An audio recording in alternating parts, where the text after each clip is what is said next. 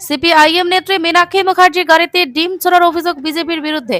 ঘটনায় জানা যায়, শীতলকুচিতে এক মৃত সিপিএম কর্মীর বাড়িতে দেখা করতে যান মীনাক্ষী মুখার্জি। পরবর্তীতে ফেরার পথে তার গাড়ি আটকে ডিম ছোড়া হয়। বিজেপি কর্মীদের অভিযোগ, শান্ত জায়গাকে অশান্ত করতে ভাবে এসেছে। যদিও বিজেপি এই কাজ করেননি, সাধারণ বাসিন্দারা এই ঘটনা ঘটিয়েছে। এইটা হচ্ছে বিজেপি লাগাবো না।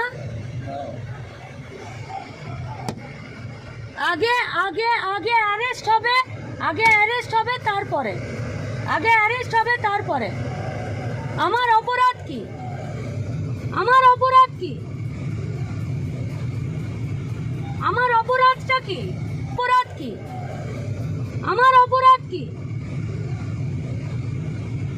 আমার অপরাধটা কি? আগে এখানকার পুলিশ এসআই অ্যারেস্ট করবে, তারপরে